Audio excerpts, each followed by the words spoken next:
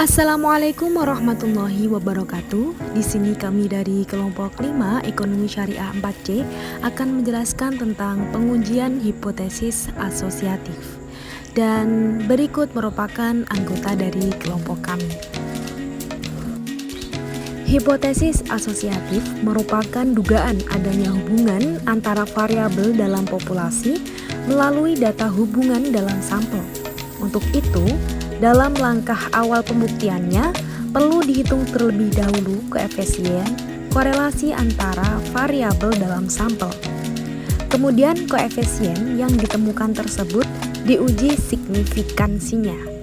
Jadi, menguji hipotesis asosiatif adalah menguji koefisien korelasi yang ada pada sampel untuk diberlakukan pada seluruh populasi tempat sampel diambil. Di sini saya akan menjelaskan sedikit tentang korelasi produk momen. Sebelumnya, kita harus mempelajari tentang hipotesis asosiatif. Hipotesis asosiatif merupakan dugaan adanya hubungan antar variabel dalam populasi melalui data hubungan dalam sampel. Untuk itu, dalam langkah awal pembuktiannya, perlu dihitung terlebih dulu koefisien korelasi antar variabel dalam sampel. Kemudian, koefisien yang ditemukan tersebut diuji signifikansinya. Jadi, menguji hipotesis asosiatif adalah menguji koefisien korelasi yang ada pada sampel untuk diberlakukan pada seluruh populasi tempat sampel diambil. Korelasi produk momen. Teknik korelasi ini digunakan untuk mencari hubungan dan membuktikan hipotesis hubungan antara dua variabel berbentuk interval dan rasio yang berasal dari satu populasi. Rumus paling sederhana dari teknik ini adalah Rxy sama dengan sigma xy per akar sigma x kuadrat y kuadrat, di mana Rxy adalah korelasi antara variabel x dengan variabel y. X adalah selisih XI dengan rata-rata X. Y adalah selisih YI dengan rata-rata Y. Selanjutnya langsung saja kita buka SPSS. Untuk pertama kali kita akan men-setting pada halaman variabel view. Yang pertama, kita akan memberi nama variabel dengan nama kemampuan matematika. Untuk desimalnya kita nolkan. Kemudian pada variabel yang kedua kita akan beri nama prestasi bahasa Indonesia. Untuk desimalnya kita nolkan. Setelah kita men-setting halaman variabel view, maka kita akan melakukan input data pada halaman data view. Di sini saya sudah mempunyai data dalam Microsoft Excel. Selanjutnya, kita akan men-copy paste ke dalam data view. Setelah memastikan semua data terinput di halaman data view, maka kita akan mencoba menghitung dengan mengeklik menu Analyze. Kemudian Correlate dan kemudian Bivariate, maka akan muncul seperti ini. Selanjutnya, kita akan memindahkan data kemampuan matematika dan prestasi bahasa Indonesia di kotak dialog sebelah kanan dengan cara mengklik tanda panah rido. Kemudian, kita setting option dan di checklist semua. Lalu, klik continue dan klik OK. Nanti akan muncul output sebagai berikut.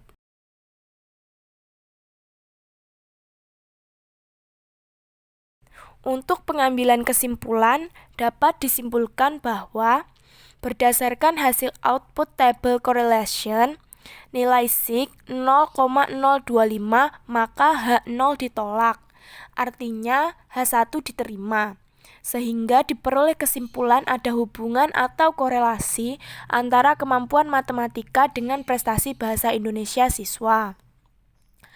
Sementara nilai Pearson correlation sebesar 0,993 artinya menunjukkan hubungan yang positif, bahwa semakin tinggi kemampuan matematika, semakin tinggi pula prestasi bahasa Indonesia.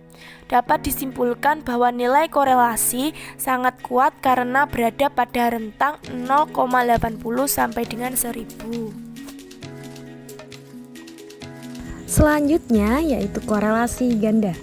Korelasi ganda merupakan angka yang menunjukkan arah dan kuatnya hubungan antara dua variabel secara bersama-sama atau lebih dengan variabel lain. Korelasi ganda berkaitan dengan interkorelasi variabel-variabel independen sebagaimana korelasi merupakan dengan variabel dependen. Korelasi ganda adalah suatu nilai yang memberikan kuatnya pengaruh atau hubungan dua variabel atau lebih secara bersamaan. Korelasi ganda memiliki koefisien korelasi, yakni besar kecilnya hubungan antara dua variabel yang dinyatakan dalam bilangan. Koefisien korelasi disimbolkan dengan huruf R besar. Besarnya koefisien korelasi adalah antara -1,0 dan +1. Besarnya korelasi -1 adalah negatif sempurna, yakni terdapat hubungan di antara dua variabel atau lebih namun arahnya terbalik. +1 adalah korelasi positif sempurna, yakni adanya sebuah hubungan di antara dua variabel atau lebih tersebut. Sedangkan koefisien korelasi 0 dianggap tidak terdapat hubungan antara dua variabel atau lebih yang diuji sehingga dapat dikatakan tidak ada hubungan sama sekali. Langsung saja ke praktik. Yang pertama kita buka variabel view. Variabel 1 kita tulis x1, variabel 2 kita tulis x2, dan variabel ketiga kita tulis y. Untuk label kita tulis harga lelang, penawar, dan penjualan. Lalu kita klik data view untuk mengisi data dari x1 dan x2 dan y. Kita salin dari tabel analisis yang pertama, maka akan muncul data seperti ini. Untuk langkah selanjutnya kita klik analyze, kita pilih regression, lalu klik linear, maka akan muncul kotak dialog. Untuk kotak dialog ini harga lelang dan penawaran kita masukkan ke kolom independen, sedangkan penjualan kita masukkan ke kolom independen. Lalu kita klik statistik di bagian kanan, maka akan muncul kotak dialog ini. Kita beri centang pada x square change dan lalu kita klik continue dan juga oke. Maka akan muncul output regresi berganda. Yang pertama ada variabel enter rate removed, yang kedua ada summary, dan yang ketiga ada ANOVA dan koefisien. Bisa kita lihat untuk variabel rank offer ada penawaran dari harga lelang, dan untuk dependent variable ada penjualan, di mana variabel tersebut yang dipengaruhi. Untuk SPSS kita akan melihat ada tidaknya penawaran dan harga lelang terhadap penjualan. Untuk output SPSS ini, di sini kita akan membahas ada atau tidaknya hubungan antara penawar harga lelang terhadap penjualan. Untuk selanjutnya kita akan fokus ke tabel summary, di mana kita lihat pada change statistik di bagian tersebut, maka kita akan ada 0,547. Nilainya lebih besar dari itu, dan artinya tidak berkorelasi atau tidak berhubungan. Lalu kita bisa menarik kesimpulan, yaitu nilai SIP FJ sama dengan 0,0547 yang berarti tidak berkolerasi, atau bisa disimpulkan penawaran harga lelang terhadap penjualan hubungannya tidak berkolerasi atau berhubungan. Dan jika nilai R sama dengan 0,309 berarti korelasinya lemah. B. Korelasi parsial. Korelasi parsial adalah suatu metode pengukuran keeratan hubungan atau korelasi antara variabel bebas dari variabel tidak bebas dengan mengontrol salah satu variabel bebas untuk melihat korelasi natural antara variabel yang tidak terkontrol. Korelasi parsial disebut juga dengan analisis korelasi Pearson dengan variabel kontrol atau variabel pengendali yang diasumsikan nilainya tetap atau konstan. Penggunaan variabel kontrol dalam analisis korelasi bertujuan untuk mengetahui apakah hubungan yang sudah terbentuk antara variabel X dengan variabel Y dipengaruhi oleh variabel kontrol tersebut atau tidak. Pada kolom nama yang pertama kita isi IQ. Desimalnya kita ganti ke 0 dan measure-nya kita ganti scale. Yang kedua kita isi IPK. Desimalnya tetap 2 dan measure-nya kita ganti scale. Yang ketiga kita isi motivasi. Desimalnya kita ganti 0 dan measure-nya kita ganti scale. Selanjutnya, klik data view, lalu masukkan data pada ketiga variabel ini. Di sini saya sudah menyiapkan datanya pada Microsoft Excel. Yang pertama, copy data pada kolom IQ. Kemudian, paste data di kolom IQ pada SPSS.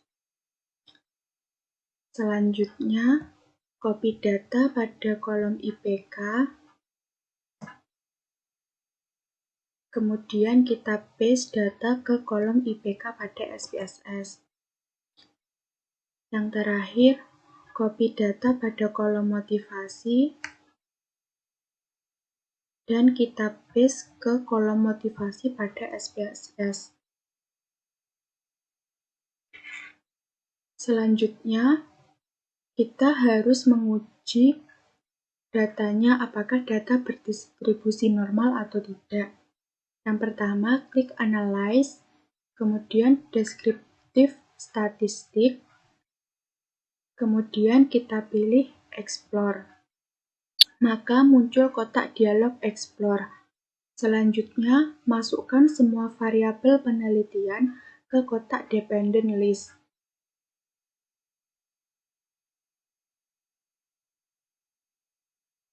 Kemudian pada bagian display, kita pilih Hot. Kemudian klik Plots. Maka muncul kotak dialog Explore Plots. Lalu beri tanda checklist pada Normality Plot with Test. Selanjutnya klik Continue dan kemudian klik OK.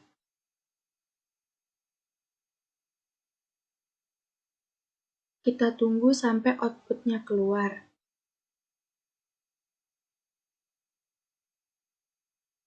Langsung saja kita buka bagian Test of Normality.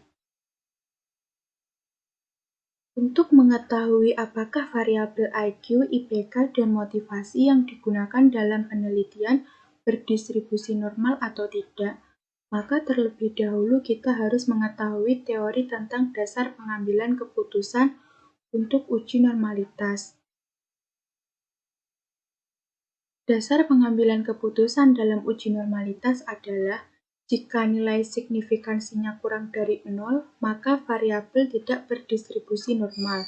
Sebaliknya, jika nilai signifikansinya lebih dari 0,05, maka variabel berdistribusi normal.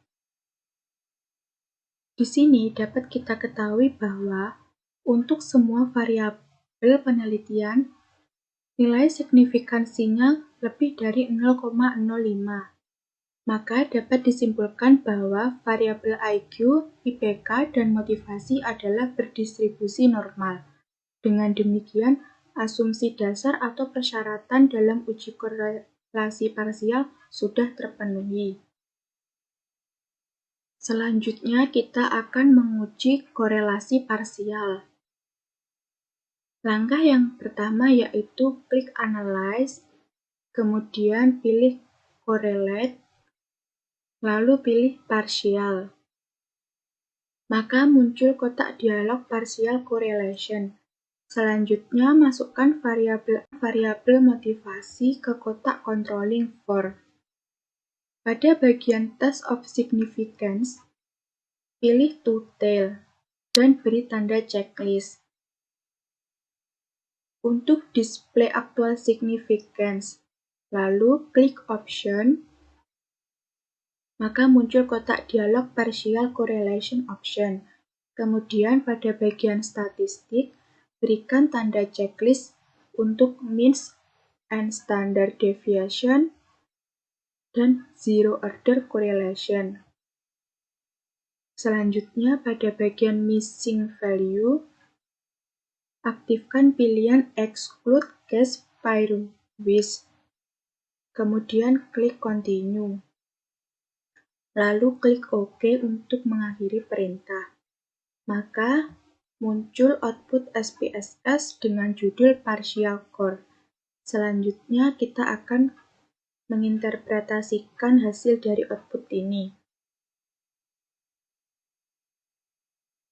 Pada tabel output tersebut, memberikan informasi kepada kita tentang ringkasan nilai statistik deskriptif atau gambaran data untuk ketiga variabel yang mencakup mean atau nilai rata-rata, standar deviasi, dan jumlah sampel yang digunakan dalam penelitian.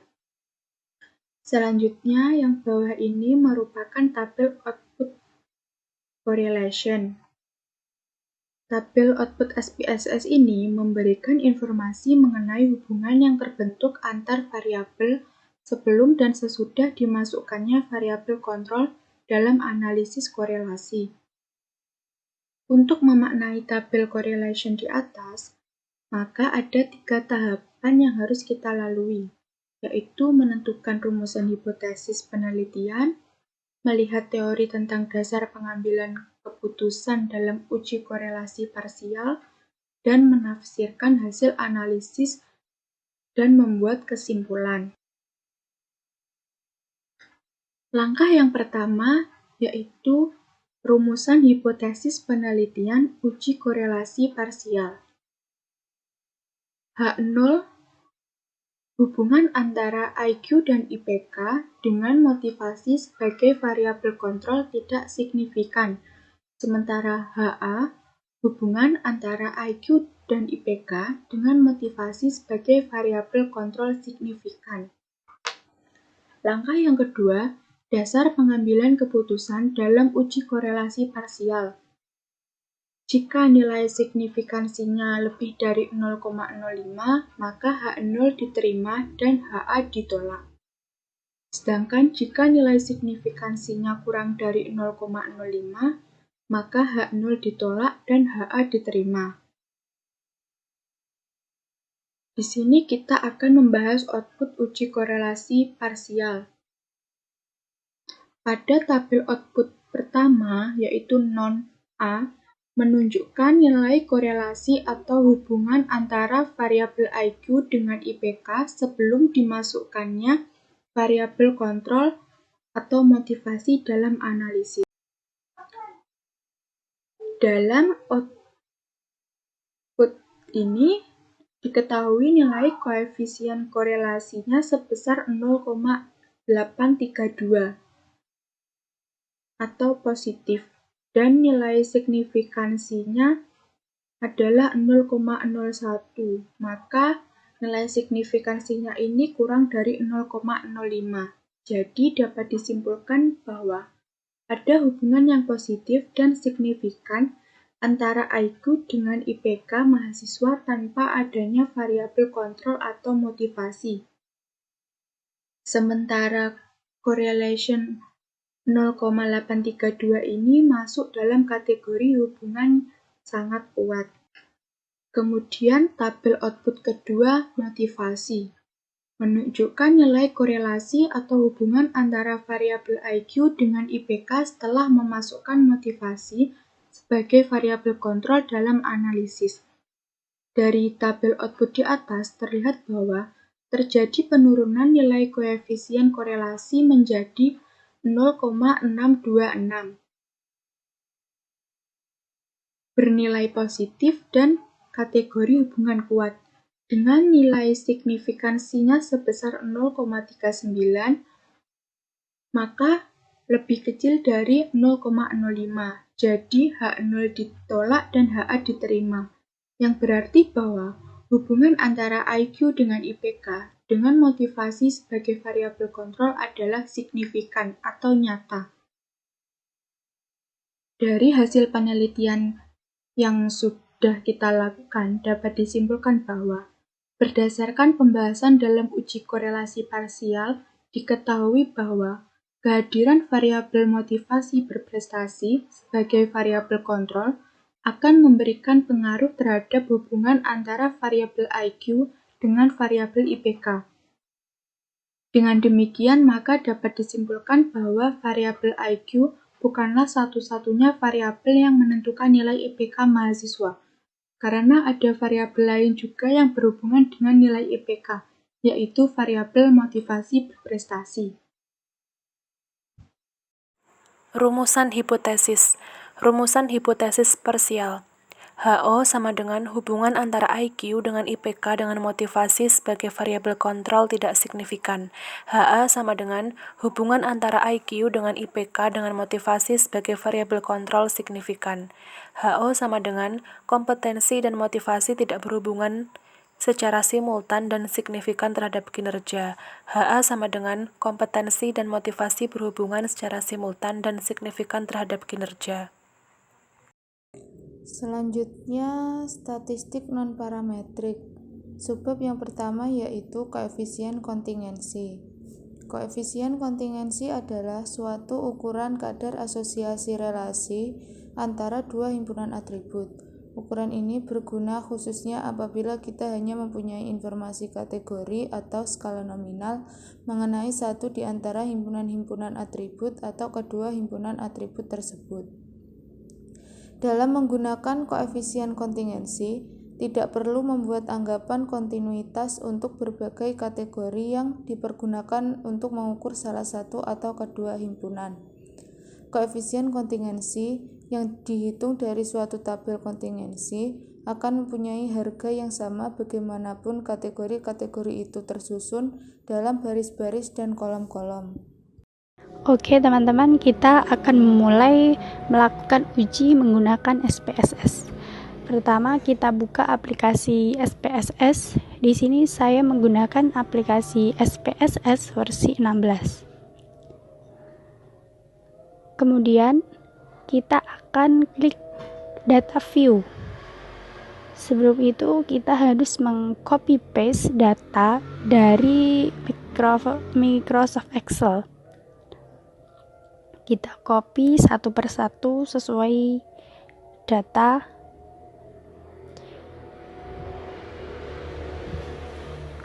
Kemudian data kelasnya kita juga copy paste.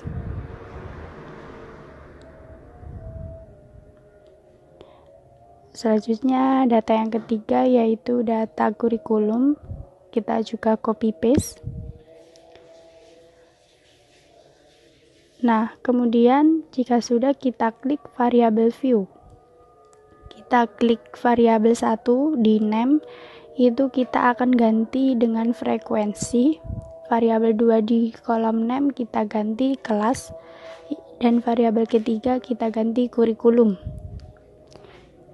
Nah, kita type-nya tetap, width juga tetap. Kita klik desimal, kita ganti menjadi 0. Karena bilangan kita bilangan bulat. Kemudian kita klik label. Di bagian kelas kita ganti menjadi status sosial. Kemudian di label yang kurikulum kita ganti pilihan kurikulum. Kemudian kita klik values. Itu 1, labelnya itu kelas 1 dan 2. Kita klik add, kemudian value 2, labelnya kita ganti, kita tulis kelas 3, dan value 3 kita tulis kelas 4, value 4 kita tulis di label kelas 5. Jika sudah, kita klik OK. Kita ke values kurikulum, kita klik value 1, labelnya kita tulis persiapan perguruan tinggi. Lakukan hal yang sama dengan klik value 2, labelnya umum. Ketiga, labelnya perdagangan. Kemudian jika sudah, kita bisa klik OK. Kemudian missing tetap, kolom tetap kita klik yang berubah bagian measure. Measure kelas itu kita rubah nominal dan kurikulum juga nominal. Kemudian kita klik data view, kita klik data, kemudian week case, kita klik week case by, kemudian kolom frekuensi kita pindahkan ke frekuensi variabel dengan mengklik tombol itu, terus kita klik OK. Terus kita langsung melakukan uji dengan cara klik analyze. Terus kita klik descriptive statistik, kemudian cross tab.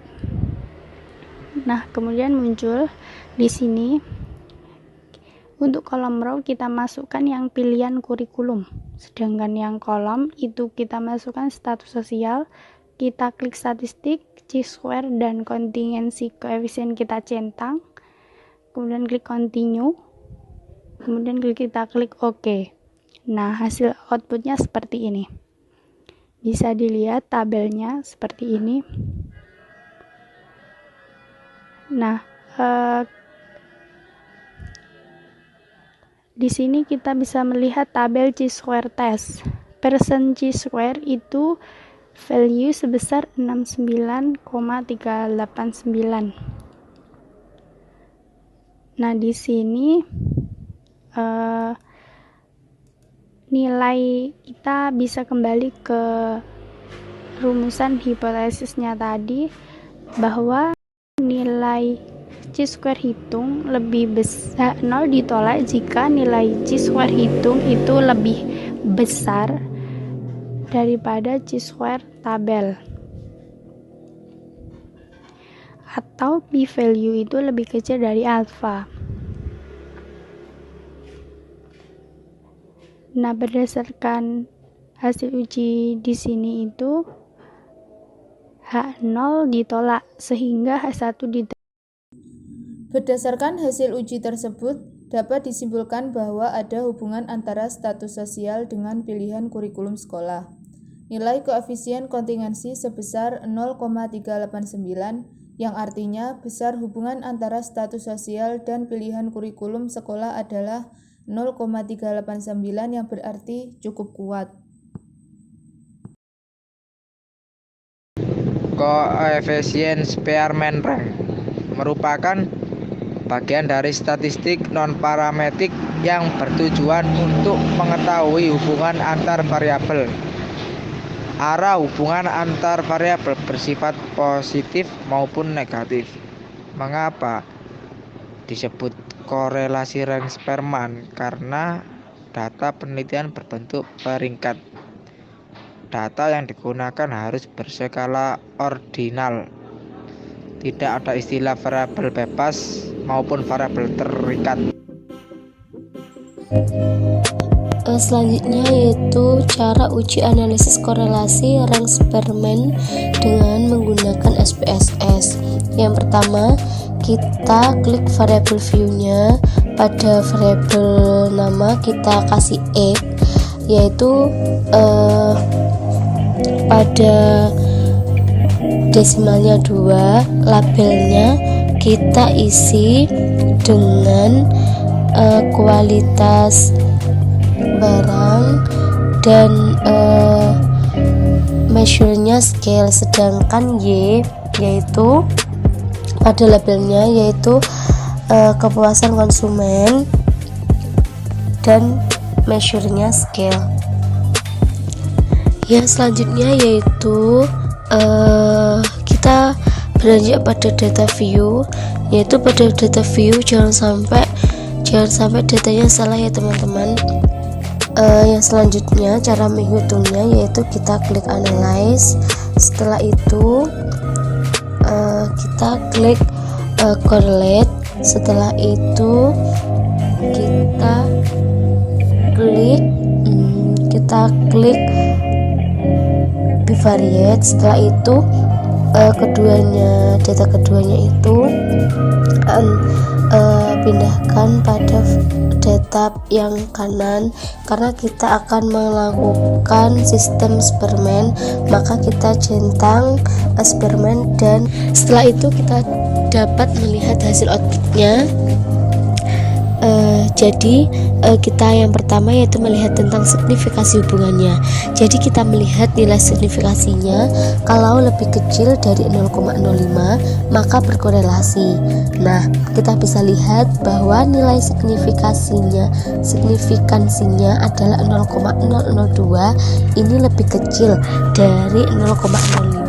Maka kesimpulan yang pertama, terdapat hubungan antara kualitas produk dan kepuasan konsumen. Jadi yang diterima adalah HA.